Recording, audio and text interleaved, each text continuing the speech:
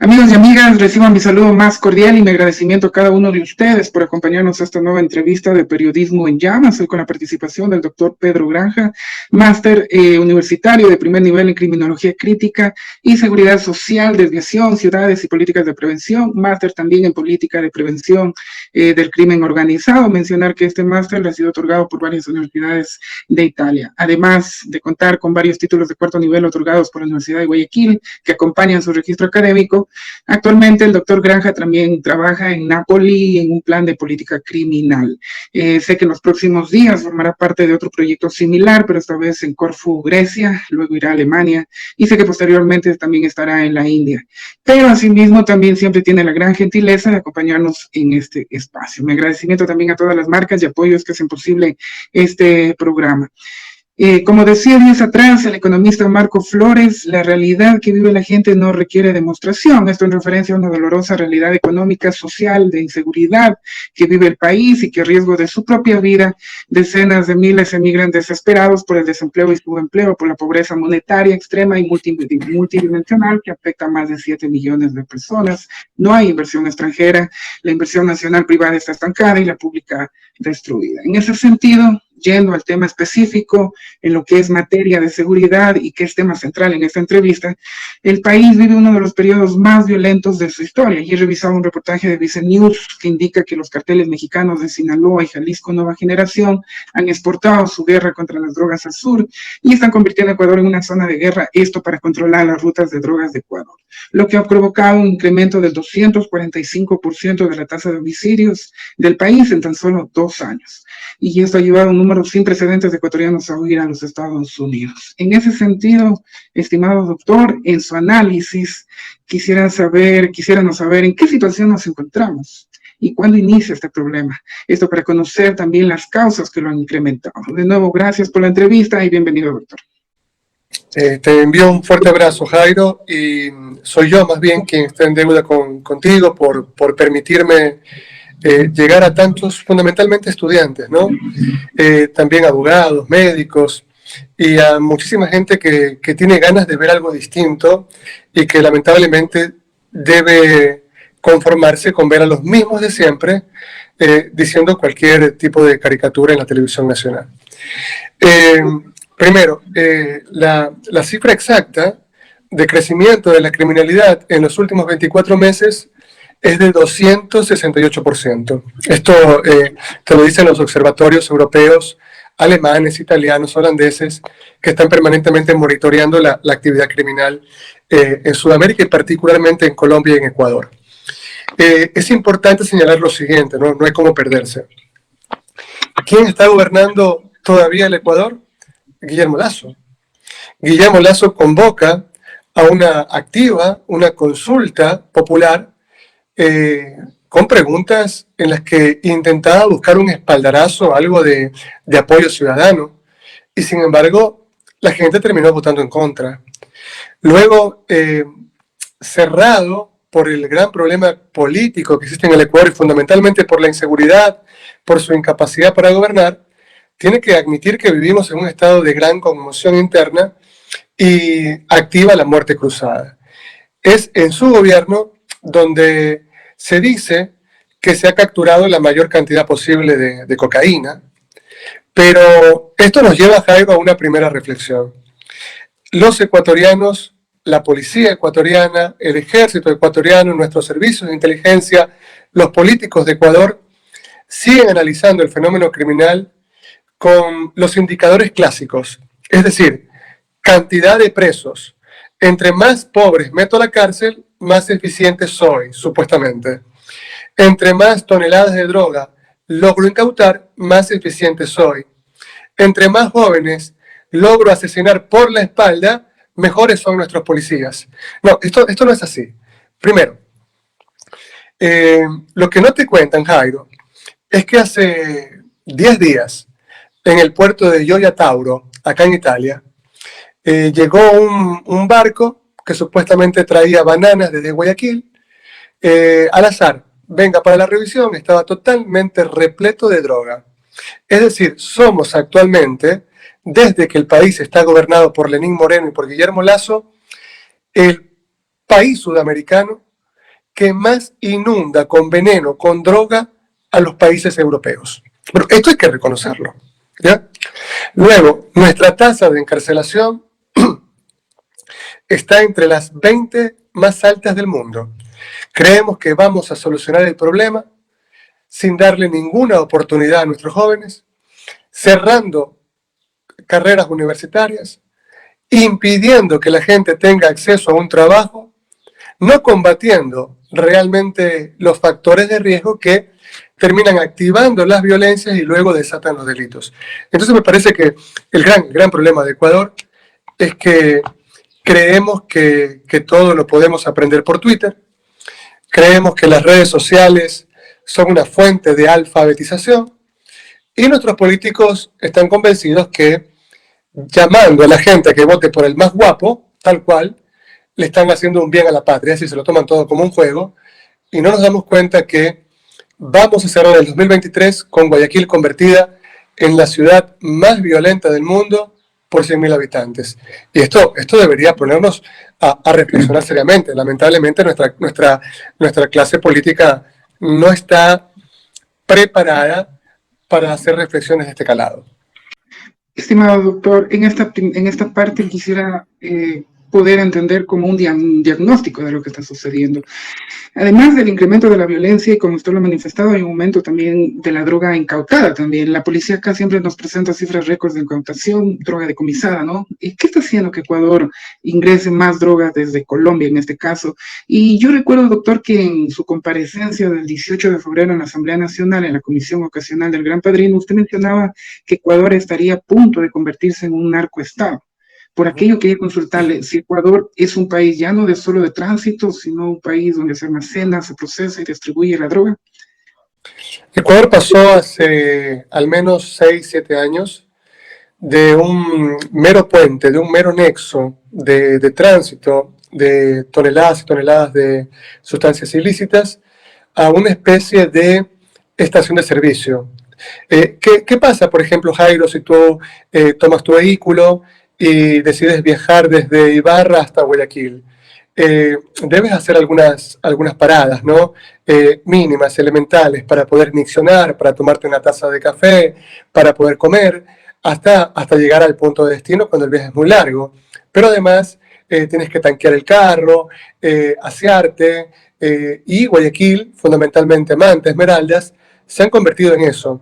Es decir, son puntos donde los grandes carteles, fundamentalmente mexicanos, llegan y pueden abastecerse, pueden intercambiar fusiles por droga, pueden intercambiar dinero por droga, y de esta manera van avanzando hacia su punto final de destino. Pero el problema es mayúsculo cuando Argentina y Brasil se convierten en el segundo y en el tercer mayor consumidor de cocaína a nivel mundial, según el último informe sobre drogas de las Naciones Unidas. Y esto hace que hoy Guayaquil sea un punto conocido como el paralelo cero, en el que no solamente puedes llevarte la droga hacia la vieja ruta, ¿no es cierto?, por el Caribe, hacia Miami, sino que también puedes pasar la droga por Manaus, o puedes sacarla avanzando hacia la misma Argentina. Pero más allá de todo esto, lo que queda claro es que nosotros estamos gobernados por los más idiotas de la clase. Creemos que gobernar es algo baladí, algo sin ninguna importancia. Nuestros políticos, generalmente todos son ricos, todos son empresarios, pero manejan de un modo sus negocios privados y de otro muy diferente la cosa pública. Cuando se trata de sus negocios privados, son muy exigentes, contratan a las mejores mujeres y a los mejores hombres, los mejores perfiles.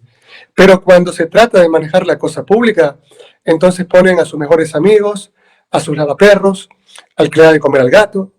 Es decir, hacen con los fondos públicos lo que les da la gana, no hay ninguna inversión social, y luego tú no te puedes poner a esperar que un niño al que no le das ninguna posibilidad de tener acceso a una verdadera escuela, que no tiene un mínimo desayuno, que no tiene posibilidad para luego aprender un trabajo técnico, también le cerraste la puerta de la universidad. Bueno, ¿qué va a hacer?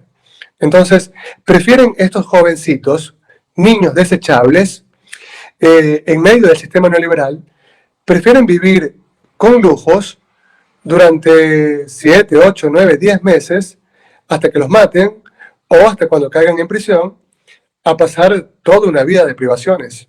Eso, es que, mira, me parece que el análisis debe ser hecho por verdaderos ingenieros sociales. Me parece que nosotros no tenemos idea de la importancia de una comisión de gente que sepa antropología, que conozca de sociología, que conozca de derecho, de rehabilitación, para entonces tener una verdadera política criminal, que en Ecuador no existe. Pasamos de un secretario de la seguridad, lo más parecido posible a este personaje, a Smithers, de la serie de Los Simpson, a poner al abuelo Simpson a manejar la cuestión de la política criminal. Todo esto mientras es comentado por un tipo como Zach Brannigan, ¿no? Que supuestamente es un gran experto en guerras y todo lo demás, pero que no pasa de ser un charlatán. Pero, ¿qué sucede, digamos, si hubiese un gobierno que tenga la voluntad política? ¿Por dónde se empieza? Por ejemplo, si usted fuera presidente de la República, ¿por dónde empezaría su estrategia, su política criminal? Y quería hacerle también esta consulta: las rutas del narcotráfico que atraviesan Ecuador, ¿cuán difícil puede ser controlar esos pasos?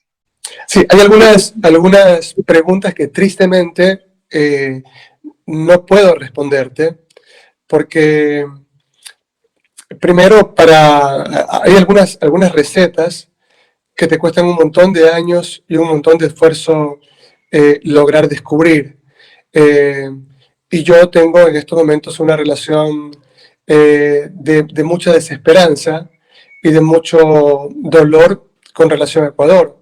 Es decir, así como miles y miles de ecuatorianos vienen huyendo desde la época del feriado bancario, yo soy también uno de los grandes damnificados de todo este clima en el que se premia la estupidez, se premia al que es más servil, y a mí permanentemente se me ha vetado por el hecho de ser crítico, por el hecho de ser lo más realista posible, estar permanentemente pegado o creyendo en que el esfuerzo académico, el esfuerzo científico, en algún momento va a servir para algo. Hay algunas cosas que no te puedo decir porque pondría en grave riesgo mi vida. Lo que te puedo responder es que si tú necesitas que tu papá, que alguien que tú ames muchísimo, tiene un problema cardíaco, pues tú vas a tratar de buscar con todas tus fuerzas a un buen cardiólogo. No vas a dejar que tu mejor amigo, que es un carnicero, que es muy buena persona, con el que siempre vas al estadio, con el que siempre te tomas unas cervezas el fin de semana, que tu mejor amigo opere a tu familiar. Porque tu mejor amigo, por más que sea buena persona, no tiene los conocimientos suficientes como para llevar adelante una operación exitosa. En cambio, en Ecuador, el problema es que los que llegan a gobernar son representantes de grandes chequeras. Se gana en Ecuador sin siquiera tener un debate mínimamente elevado, sin que la prensa exija datos, sin que la prensa exija o se ponga a revisar los perfiles reales de los aspirantes. Y cuando estos aspirantes llegan al poder, ponen a personas que no tienen las credenciales ni las luces suficientes para ocuparse de temas grandes. Yo, si nos ponemos a soñar un poquito, Jairo, creo que, por ejemplo, ¿no? En materia educativa, en materia de educación superior, Ecuador no se puede dar el lujo de perder a un hombre como Enrique Santos. En materia de energías, en materia de petróleo, Ecuador no se puede dar el lujo de perder a un hombre como Augusto Tandazo. En materia de derechos humanos y lucha por una mejor justicia, tienes a Angélica Porras, tienes a Priscila Schettini. Es decir, lo primero que tienes que hacer es gobernar con las personas más capaces, aun cuando ellos no te digan a todos sí, aun cuando ellos no se rían de tus chistes malos. Lo que necesitas es poner una verdadera plantilla de gente que resuelva problemas, fundamentalmente con un proyecto de patria que tenga a la inversión social como el norte de todas las intervenciones en los factores de riesgo. Ejemplo, tú ves a un abogado quiteño, famoso por aparecer en unas fotos en un burdel absolutamente desparramado, borracho, que permanentemente, y es profesor universitario este canal, que permanentemente se pone a burlarse de todos, dice todos son idiotas menos yo, decía, me refiero a Ramiro García, decía que todos los del caso Sobornos, todos los acusados eran corruptos y debían prácticamente ser llevados a cadena perpetua. Y pocos días después terminó defendiendo a uno de los imputados, a Ramiro Galarza, a quien supuestamente iba a sacar en libertad y también fue condenado. Y este tipo se pone a hacer mofa de los supuestos vicios de los demás, cuando aparece totalmente desparramado, repito, en un burdel, borracho, ebrio. Yo creo que hay que entender que tenemos un problema, una epidemia de consumo problemático de drogas, y esto no es para que un montón de idiotas se estén burlando. Creo que debemos entender el dolor de madres y padres que ven a sus hijos todos los días envenenarse y poco a poco se va apagando sus vidas. ¿Cuál es la política que hemos tenido en los últimos 10, 12 años para poder rescatar a estos jóvenes? No solamente para desintoxicarlos, porque no se trata solamente, Jairo, ok, tú tienes un problema o yo tengo un problema de consumo y empezamos, por ejemplo, a la desintoxicación, que te dura 2, 3 meses, pero vuelves a poner a ese ser humano en los mismos cinturones de miseria de donde salió, en el mismo hogar donde el padre la rompe, la muele a puñetes a la madre, en el mismo barrio donde todo es violencia, donde todo es venta de drogas. Evidentemente este joven vuelve a deprimirse, tiene un problema para tolerar la frustración y seguramente termina preso, muerto o vuelve a caer en un consumo problemático, con lo cual su esperanza de vida se reduce aún más. Entonces, mira la diferencia. Yo creo que si nos ponemos a tratar esto con seriedad, no desde la mofa de un panzón estúpido, sino desde un proyecto de patria distinto, nos ponemos a rehabilitar a estos jóvenes, a cortar todo suministro de fondos públicos para la pauta, para el Troll Center, y luego concomitantemente los vas preparando en talleres industriales para que ellos puedan tener una certificación laboral, vuelven a tener o tienen por primera vez ganas de existir. Se dan cuenta que la vida es mucho más allá que estar en los márgenes más oscuros de la violencia y el desamparo. Entonces, mira, me parece que una de las cosas que nos falta es tener programas como este tuyo, querido Jairo, en donde el debate de ideas se imponga por sobre la mofa, por sobre el insulto, por sobre la banalización de la vida. Porque lo más importante, lo que tú tienes que defender siempre, es la existencia de otros seres humanos más allá de que no piensen igual a nosotros. Entonces, mira, cuando se habla de política criminal, se cree en Ecuador que todo es moda, ¿no? Entonces ahora todos son expertos en política criminal porque tienen un negocio de guardias de seguridad, porque de vez en cuando se compran una pistola, disparan mal. Entonces, porque están aprendiendo, hacen un cursito para tirar puñetes 2 o 3 días, le pegan por ahí a un saco, tienen un perro bravo, entonces son los grandes gamonales y son los grandes expertos en seguridad. Mentira. Yo estoy convencido que haber logrado transformar Quartieri Spagnoli, los 3 barrios más peligrosos de Nápoles, donde hasta 1998, Jairo, no tenías alumbrado público, donde las tasas de criminalidad eran de las más altas en Europa, y actualmente tener una tasa de criminalidad que está por menos de 0,05, donde tú tienes una gran cantidad de turistas rodando todo el día, toda la noche, para ver los murales de Diego Maradona, para comer algo rico, algo saporito, para comprar un souvenir. Yo creo que ese es el camino a seguir. Pero si nosotros seguimos creyendo que todo es negociado, que vamos a poner a mi mejor amigo para que maneje la seguridad y mi mejor amigo va a comprar 300 motos con sobreprecio y luego vamos a comprar 5.000 fusiles que nunca los vamos a usar porque a nuestros policías no les damos ni un chaleco, no les enseñamos nunca a disparar, no les enseñamos nunca a Krav Maga, no les enseñamos nunca a desarmar a una persona sin necesidad de disparar. Si seguimos creyendo que todo se soluciona a punta de bala, a punta de sangre, entonces yo lo que pienso es que Ecuador, después de 4 o 5 años, será un territorio más o menos como Libia. Ya actualmente somos considerados por el concierto de inteligencias policiales a nivel mundial como uno de los paraísos más importantes para el crimen organizado. Somos una narcoeconomía, somos un narcoestado y vamos camino hacia la desintegración total de lo que significa una sociedad. La gente no respeta la fila en el supermercado, no te respetan una fila en un banco, hay una impaciencia total, no se quieren esperar 5 segundos para que la luz se cambie de rojo a verde. Todos creen que yendo a un gimnasio, haciendo un poco de pesas, apenas se les están inflando 2, 3 músculos, ya creen que pueden reventar a puñetes a otro. Creen que es gracioso invitar a pelear con guantecitos al que piensa distinto en la Shiris. Creen que es gracioso ganarse la vida a partir de un troll center, donde reciben millones de dólares para insultar, para calumniar, para desprestigiar, para tratar de bloquear la participación real de la ciudadanía, mientras ese dinero pudo haber servido para salvar la vida de al menos 120 niños que en los últimos meses en el gobierno de Guillermo Lasso han muerto con cáncer, en medio de terribles dolores porque el Estado está preocupado en otras cosas. Doctor, permítame consultarle, en el tema de mafias, ¿cuánto ha incrementado en el país y cuánto está infiltrada en la sociedad? Esto, sobre todo en relación de que hace más de 2 años con otros expertos en criminología han investigado, por ejemplo, sobre la mafia albanesa en Guayaquil, el efecto cucaracha, ¿no? ¿Qué nos puede compartir? Yo sé que hay algunos temas que es difícil poderlo mencionar, pero por favor. Sí. Mira, el efecto cucaracha, vamos a explicarlo de una forma lo más pedagógica posible, ¿ok?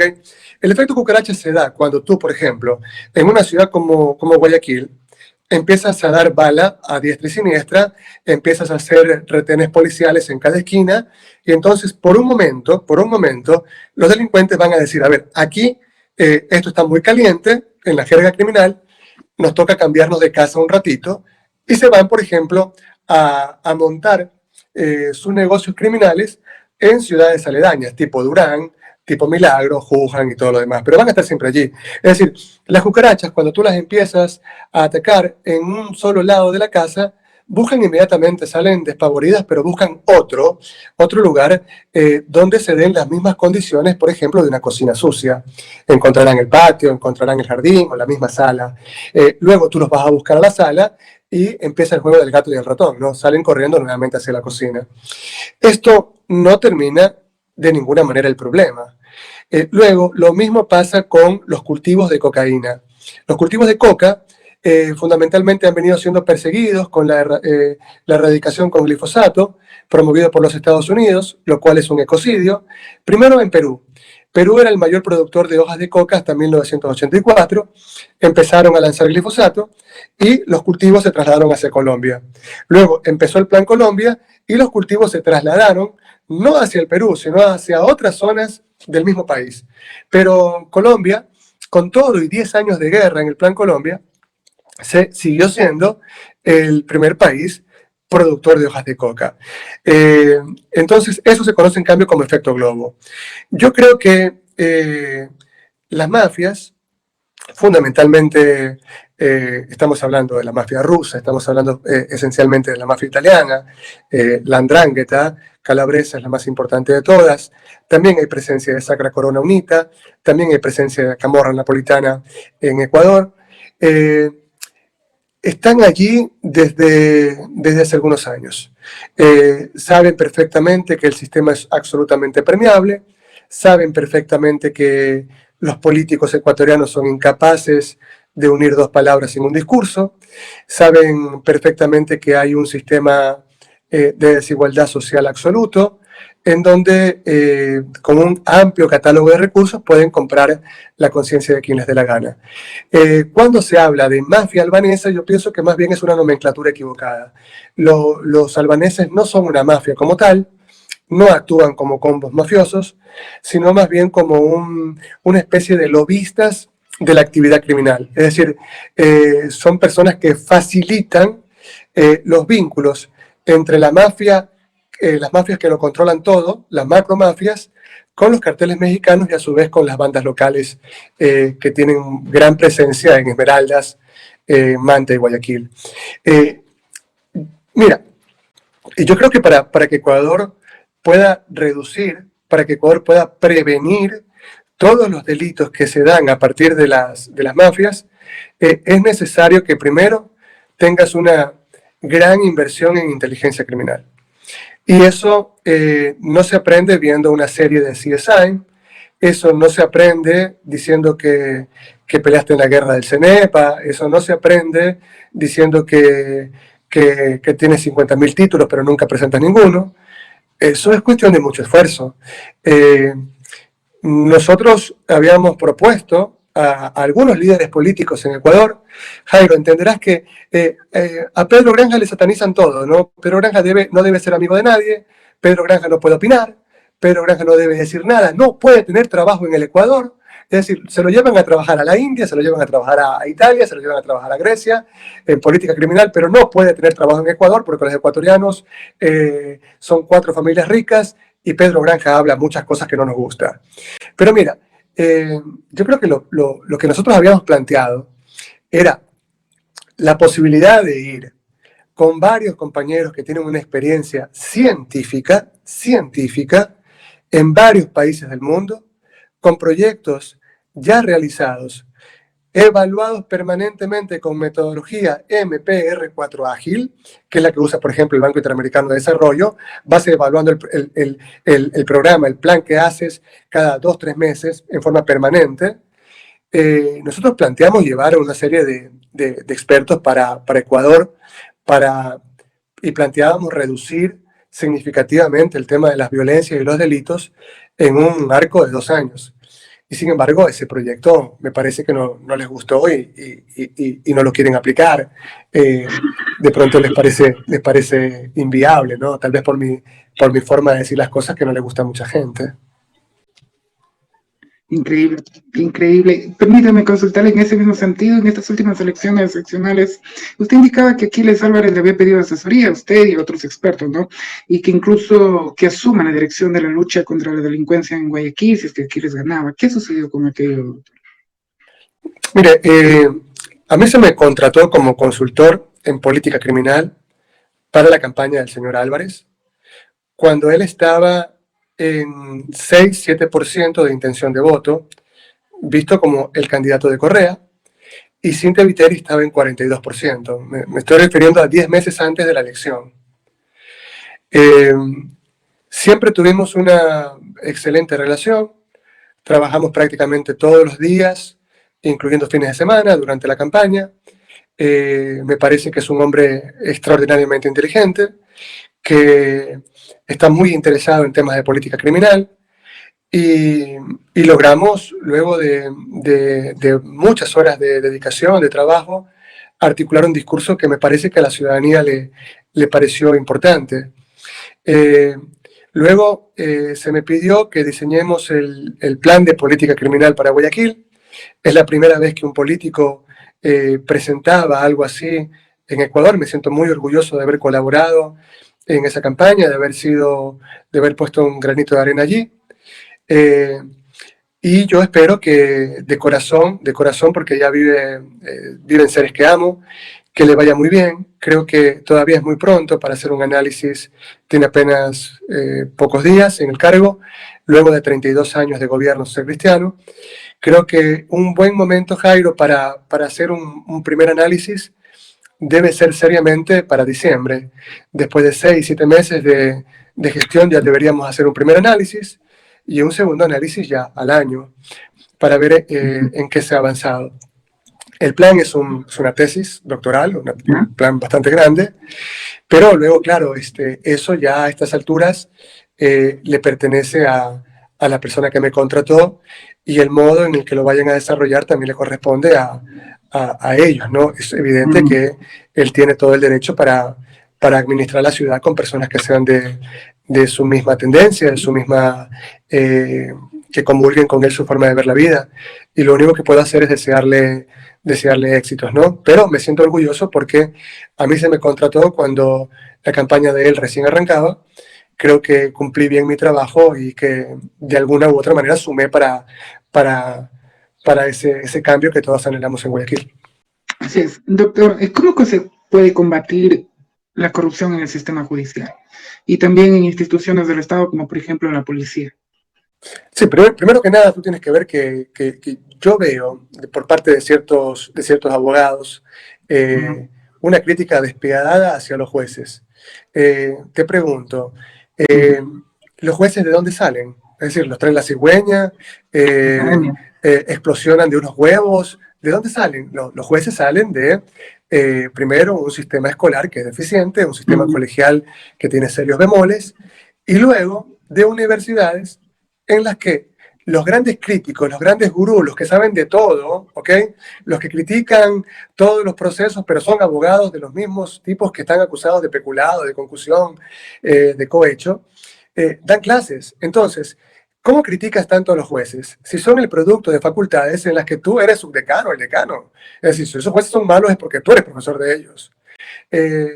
Yo creo que si queremos tener jueces tipo Jacobs, jueces tipo Roxin, jueces tipo Pavlik, jueces tipo Ferraioli, tendrías que tener un sistema universitario en el que den clases tipo Jacobs, tipo Pavlik, o quienes hemos sido alumnos o discípulos de ellos, ¿no? Pero creo que está todo conectado. Tenemos un sistema escolar que realmente es una lágrima, tenemos un sistema educativo que tiene serias deficiencias, somos, mi querido Jairo, uno de los países que menos lee en el mundo. A esto tienes que sumarle que nuestras élites están muy interesadas en la estupidización del ecuatoriano promedio. Permanentemente están transmitiendo programas que contienen hechos de violencia, programas en los que se hace apología del delito, las muñecas de la mafia, es que si no me hago mafiosa no tengo tetas, y luego estos mismos canales de televisión te piden que la gente sea como santos en un burdel. Eso es bastante complicado. Un mejor sistema, bueno, te digo, yo creo que hemos llegado a un momento en el que un programa de extremas garantías, garantista a ultranza, no va a funcionar. Y un programa funcionalista, normativo, sistémico a ultranza tampoco va a funcionar. Tenemos que buscar un punto medio porque nuestra sociedad no es la sociedad alemana, no es la sociedad italiana. Entonces, primero tienes que entender que el análisis criminal implica analizar data criminosa para poderla comparar con data potencialmente vinculada con la primera. ¿Qué quiere decir esto, Jairo? Tú agarras, por ejemplo, ¿cuántos crímenes hay en Ecuador por cada 100.000 habitantes? Y entonces todo el mundo te dice, Ecuador, Guayaquil tiene ahorita 72 crímenes por cada 100.000 habitantes. Y esa es la cifra famosa con la que todos quieren medir la delincuencia. Pero esto no es así, porque también tienes que ponerte a medir cuántas mujeres son permanentemente violentadas en sus trabajos, en su casa, en la calle, cuántos niños son violentados recurrentemente en Ecuador, cuántas personas no tienen empleo, que es una forma de violencia, cuántas personas no tienen acceso a la universidad, es otra forma de violencia, cuántos chicos están en consumo problemático de drogas y solamente los hijos de los ricos se pueden desintoxicar, lo cual es una forma de eugenesia social. Solamente se salva el que tiene plata, el que cae en las drogas y es pobre se muere. Esta es otra forma de decirle a los pobres que no valen nada. ¿Cuántas formas de violencia en los estadios tenemos? Es decir, las violencias tienen distintas caras y hay que hacer un análisis de data criminosa de diversas maneras. Cuando tú haces eso, te empiezas a dar cuenta que tienes que establecer planes con intervenciones distintas. Y creo que eso es lo que nos falta. Entonces, luego vas a tener jueces que son solamente la expresión de un sistema podrido, de un sistema que incita al confort, al egoísmo, a la creación en serie de una mentalidad de consumo. Tú tienes un juez que iba a la universidad y que era muy pobre, y quizás lo que él tiene en la cabeza, porque el neoliberalismo inyecta egoísmo, codicia y violencia en nuestras vidas, quizás tú vas a tener ese juez que tiene como norte, como religión, como único Dios la plata. En mi caso, mi querido Jairo, a mí me costó un poquito aprender, darme cuenta que la vida es un ratito y que lo único que es real es que tristemente tanto tú como yo nos vamos a morir y nos podemos morir después de una hora o después de 10 años o de 20 o de 30, pero nos vamos a morir igual. Y lo que yo no quiero morirme es pasando a la historia como un tipo que se cayó, que se quedó en silencio, cuando las élites en el Ecuador robaban, saqueaban, le entregaban plata a un montón de chantajistas bajo el disfraz de la pauta, a un montón de hijos bobos para que tengan troll center, insulten a todo el mundo, mientras morían niños con cáncer. Yo no me voy a callar eso, digan lo que digan. Yo creo que la vida tiene otro significado.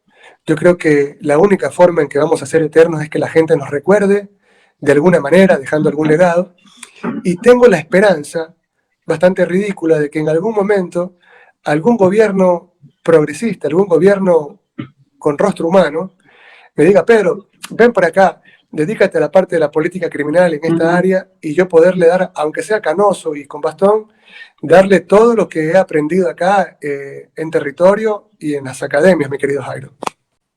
Correcto, y eso también era una de mis preguntas, si usted aceptara, qué sé yo, si un gobierno le pidiera servicios en alguna función pública en materia de seguridad. Me hicieron llegar dos preguntitas más, estimado doctor, para poder hacer. Muchísimas gracias. Hay mucha gente que quisiera conocer su opinión, ¿no?, al respecto. Bueno, tal vez ya la dio en otros medios de comunicación. El quitar la base militar de Estados Unidos en Manta en el 2009 supuestamente permitió el ingreso casi total del crimen organizado transnacional. ¿Qué opina usted al respecto, doctor? Sí, si te pones a analizar un fenómeno, hay que analizarlo completamente, Jairo. Por ejemplo, se dice que los moros estuvieron en España 500 años y que solamente llevaron una estela de destrucción para allá. Se dice que cuando los griegos llegan primero a Isquia para fundar Nápoles, luego, claro, habían fallas geológicas y se trasladaron hacia la playa, ¿no? Y le llamaron Cumas. Después había una gran actividad comercial y Cumas pasó a ser Neápolis, la nueva ciudad, Nápoles. Entonces la gente dice: no, es que los griegos y Alejandro Magno y los moros en España son todos invasores y solamente llevaron cosas feas, cosas malas. No, también dejaron un montón de cultura, también dejaron un montón de aporte a la medicina, a la arquitectura, al derecho, al arte.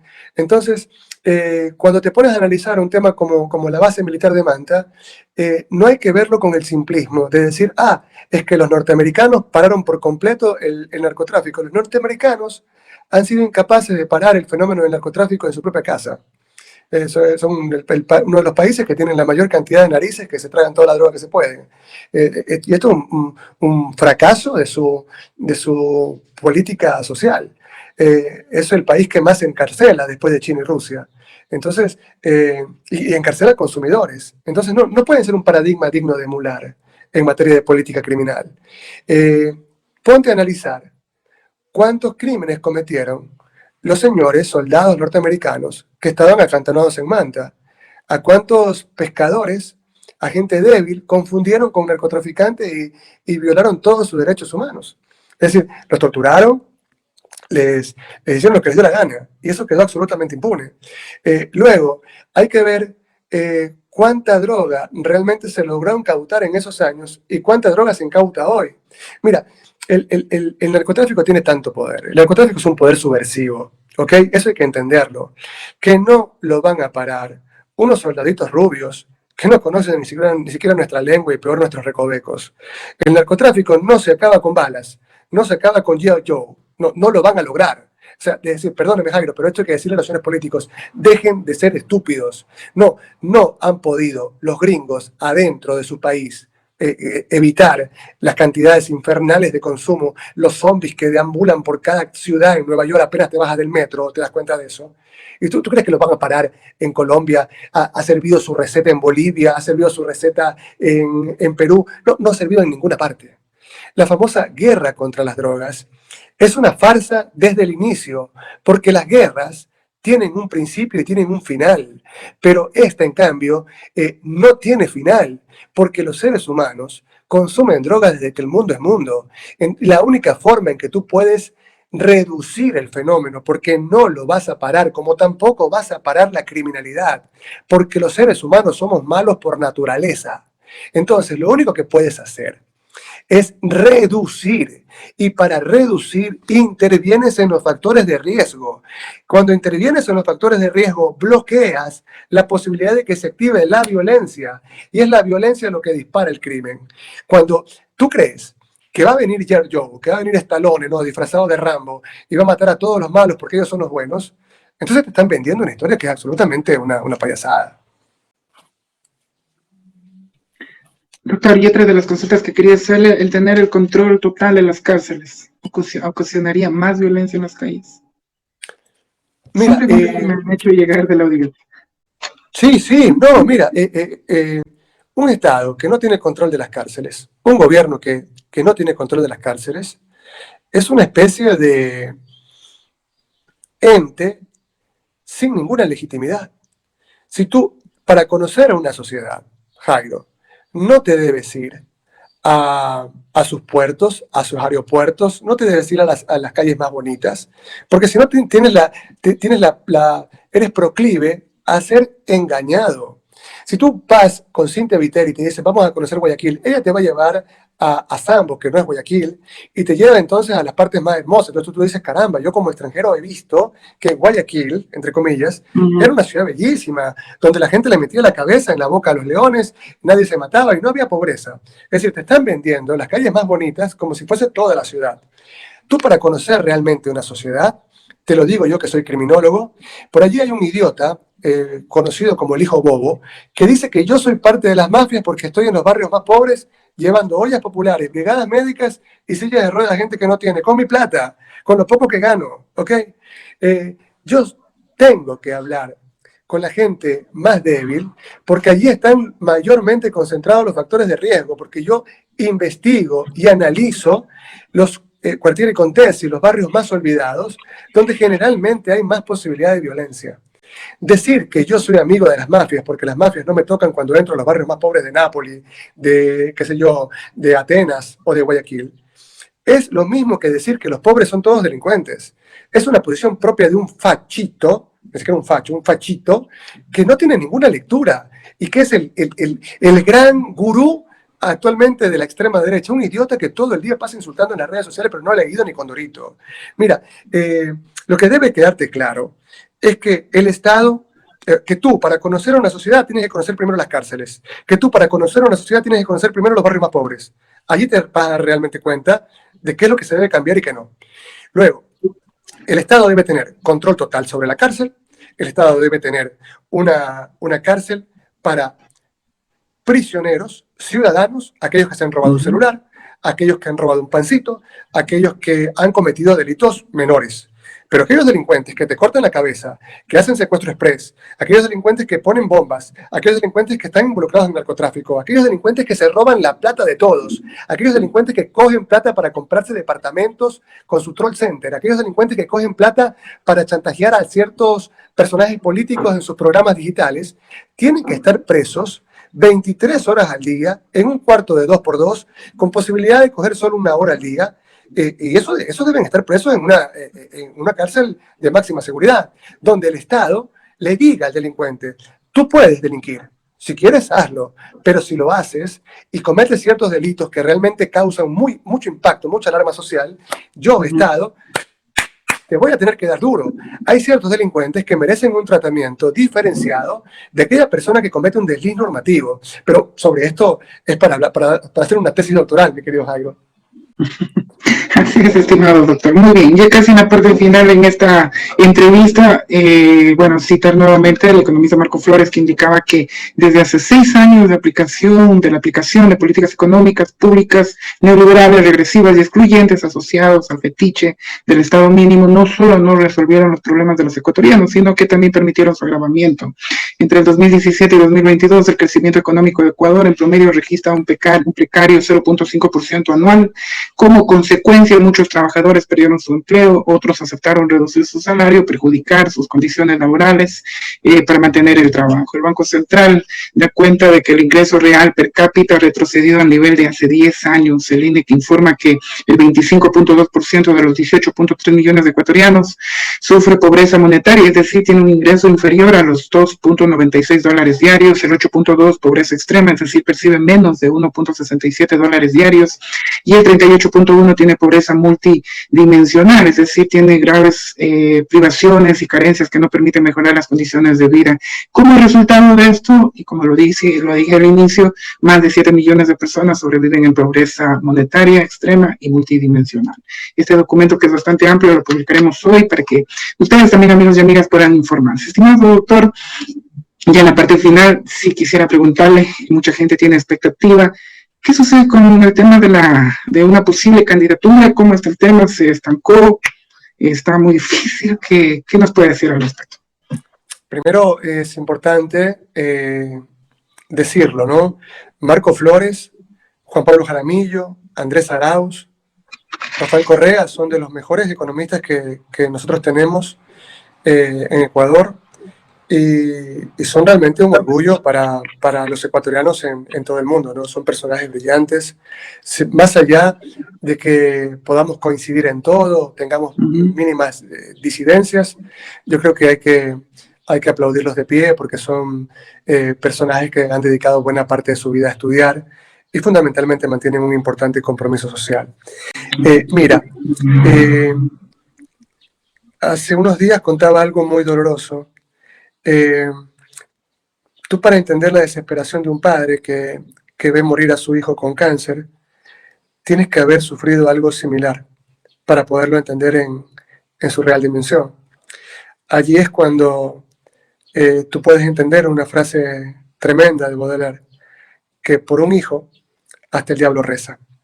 Es decir, hay gente miles y miles de ecuatorianos que tienen niños con enfermedades catastróficas, y el Estado, en el gobierno de Moreno y en el gobierno de Lasso, han mantenido la misma tesis: no darles absolutamente sus medicinas a tiempo, restringirle la atención médica. Esto es criminal. Por eso combato a la derecha. He defendido a miles de enfermeros y médicos, arriesgando mi vida para poder conseguirle al menos al 90% su legítimo derecho a tener estabilidad laboral al nombramiento definitivo. Y me siento muy orgulloso de eso. Todavía queda un 10% de padres de familia que, no obstante que tenemos sentencia ganada, Jairo, el gobierno de Lasso se negó siempre a cumplirles, a entregarles su nombramiento definitivo, que es un derecho en función de la ley humanitaria. Hay cientos de campesinos que todos los días me escriben, mis ex estudiantes, que me recuerdan con cariño, porque siempre he sido muy respetuoso con ellos. Gente que, fundamentalmente jóvenes, pero también ancianos. Los profesores con quienes he estado en la praxis. Gente a la que he defendido gratuitamente.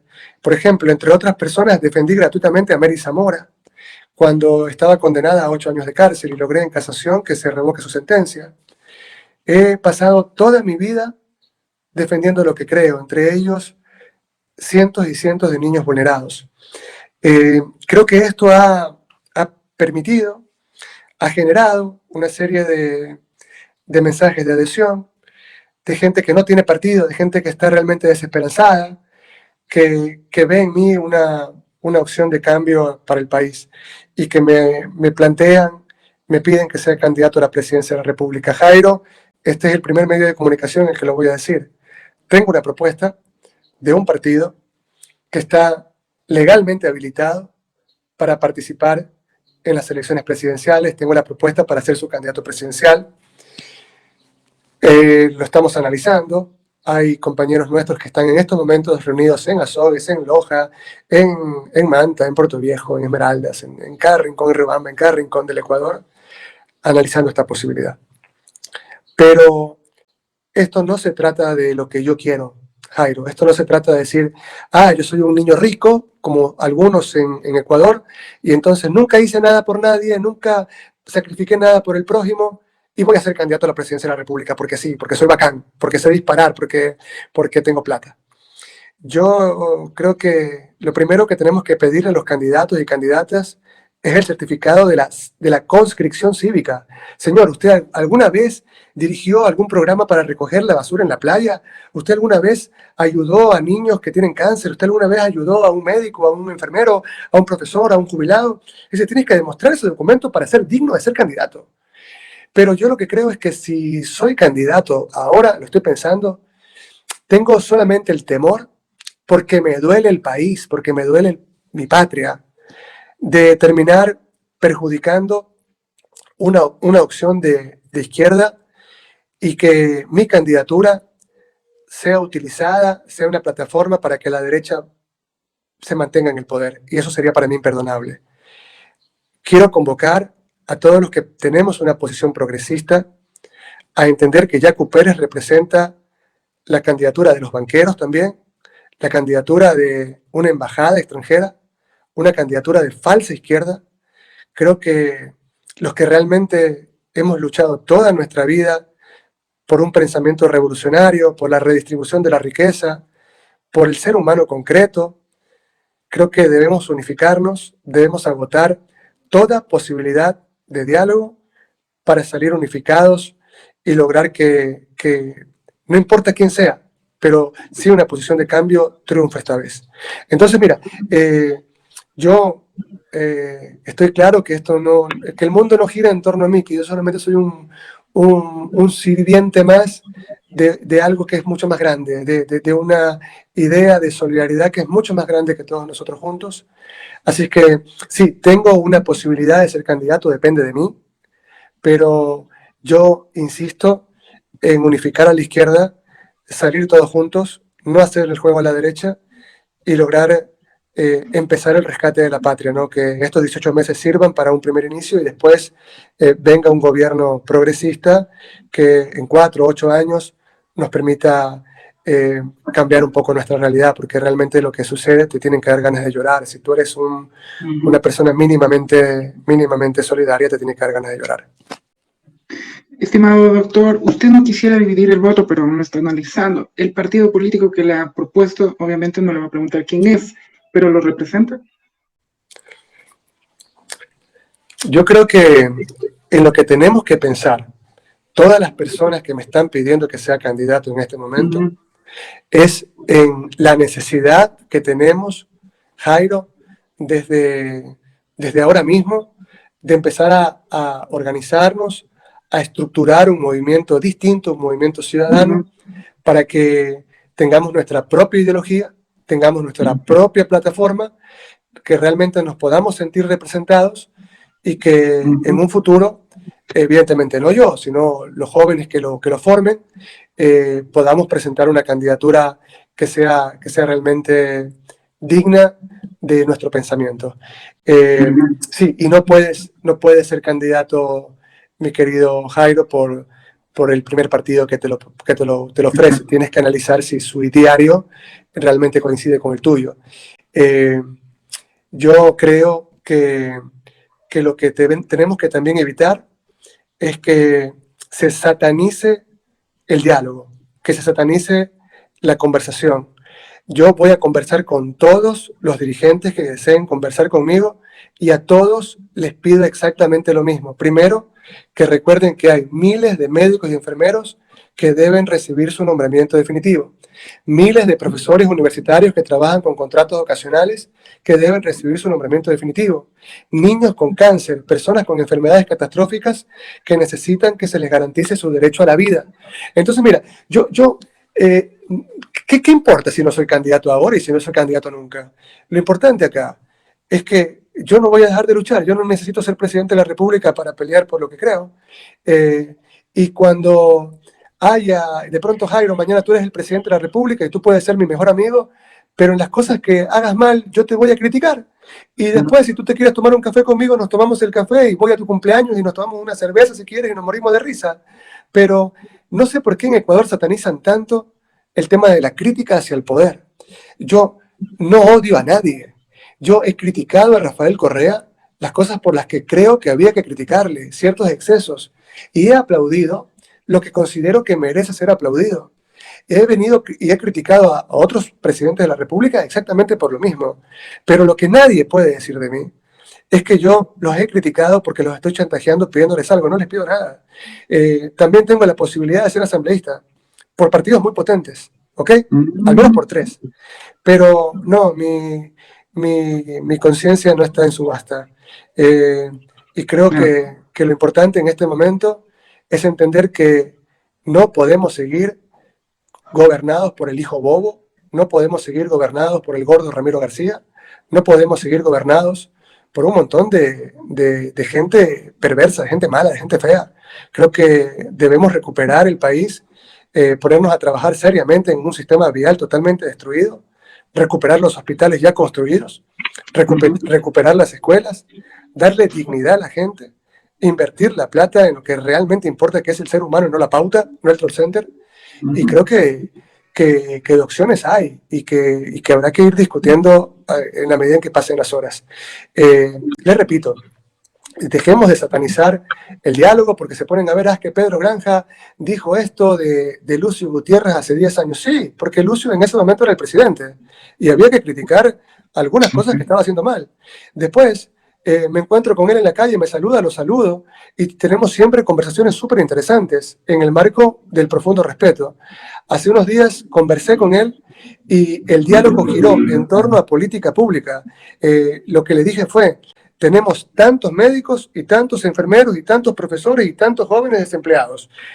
O sea, le he dado cifras y le he dado más o menos lo que yo pienso. Me lo agradeció.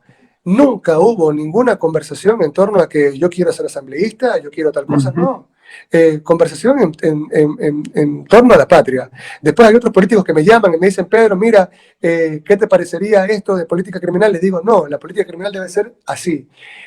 Siempre estoy presto a dar mis servicios para algún, algún gobierno seccional, algún gobierno central que quiera realmente dejar a sus amigos que no tienen realmente las credenciales para manejar el tema de la política criminal, y cuando me quieran llevar yo voy a estar presto para ir, incluso sin cobrarle sueldo. ¿Qué más quieren? Excelente, estimado doctor. Y con esta última pregunta terminamos la entrevista. Siempre agradecido con usted.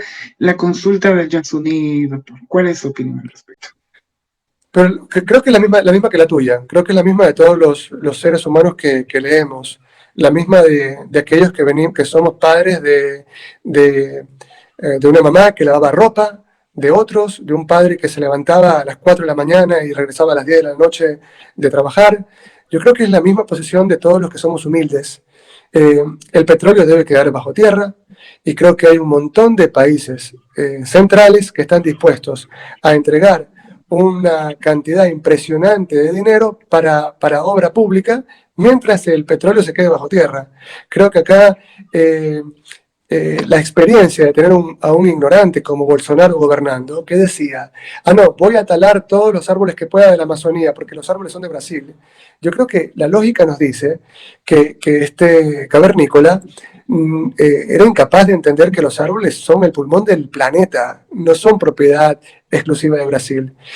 Una extracción del Yasuní implicaría convertir en un paraíso radioactivo uno de los últimos pulmones que le queda a la naturaleza. Y no vamos a perder dinero, por el contrario, vamos a ganar muchísimo con el canje de deuda, por ejemplo, y con los proyectos de inversión que pueden dar países centrales. Esto es súper importante, Jairo, qué buena pregunta que me haces al final. Bueno, todas son muy, muy interesantes, pero mira, lo mejor de todo es que con el proyecto de política criminal que nosotros le hemos presentado a algunos políticos en Ecuador, ni siquiera tienen que gastar la plata ellos, ¿ok? Ni siquiera tiene que poner la plata, por ejemplo, un municipio, una prefectura o el gobierno ecuatoriano. Es decir, el proyecto se financia con aportes de afuera, pero en un montón de inversiones. Por ejemplo, acá logramos reducir en 54% el embarazo juvenil con aporte externo. ¿Sabes lo que significaría eso en Guayaquil, por ejemplo?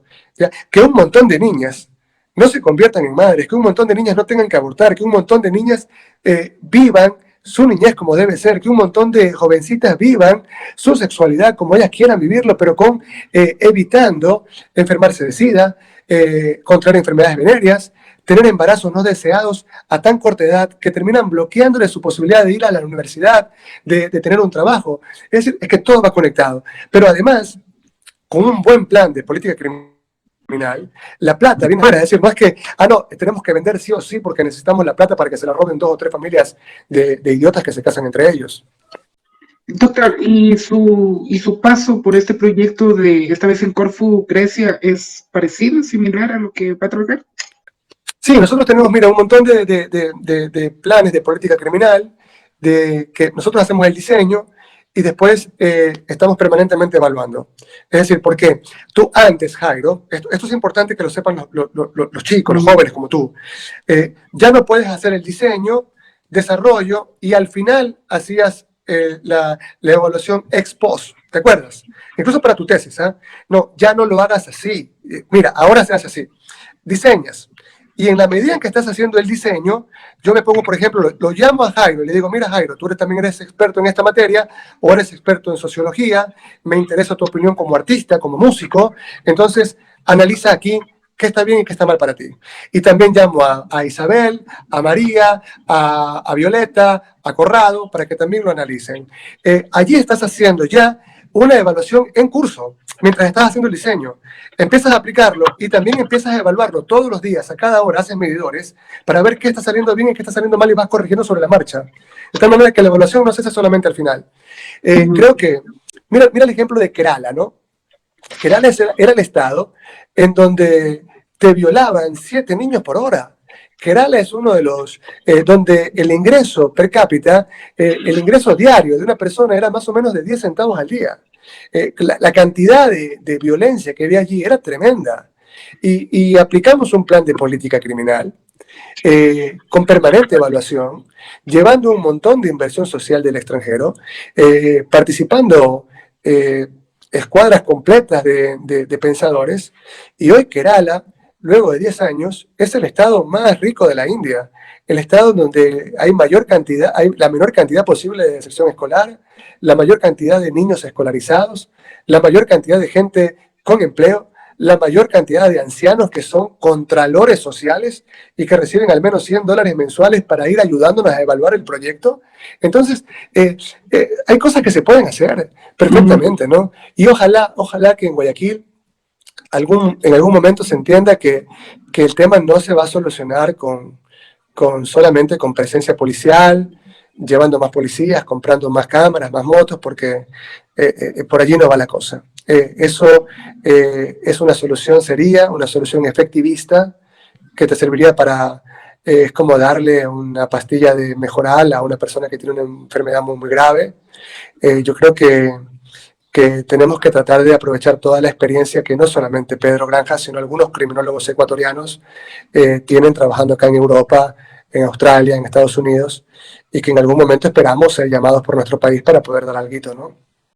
Correcto, estimado doctor, le agradezco muchísimo por su tiempo, le auguro que siga logrando más éxitos, no solamente académicos como lo hace, sino también profesionales como los que acaba de compartir. Ojalá en algún momento poder que nos pueda compartir más bien más ampliamente de las experiencias que usted está realizando, que me parecen extraordinarias y que realmente nos llama muchísimo la atención. Y el país necesita gente capacitada como usted para los tantos temas del diario de vivir y bueno, ojalá en algún rato, en algún momento también pueda aplicarlo a aquellos conocimientos acá en Ecuador. Estimado doctor, muchísimas gracias. Sus palabras finales para podernos despedir, por favor. Gracias, Jairo. Tus palabras realmente me alimentan, me llenan de alegría. Mañana vamos a dar una especie de conferencia, más bien es un conversatorio con los jóvenes de la Universidad Estatal de Milagro a las 2 de la tarde de Ecuador. Vamos a hablar sobre política criminal. Te digo que estoy muy contento porque un joven brillante como tú me diga, Pedro, quiero hacerte una entrevista, pero quiero hablar de política criminal, no quiero hablar solamente de la cuestión del circo electoral ecuatoriano.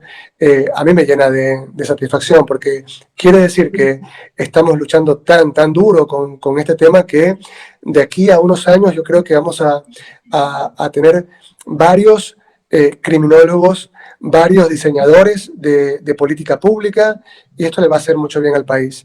Entonces, invitarlos mañana a esta conferencia en la que vamos a tener algunos cuadros, allí alguna estadística. ¿Será transmitida en vivo tal vez? Sí, será transmitida en vivo. Tenemos, me dicen los chicos, tenemos espacio para 400 personas. Ya te paso por interno el link para que te conectes. Y claro, ¿qué es lo que quisiéramos hacer, ¿no? A futuro, no sé quién vaya a ser presidente del Ecuador.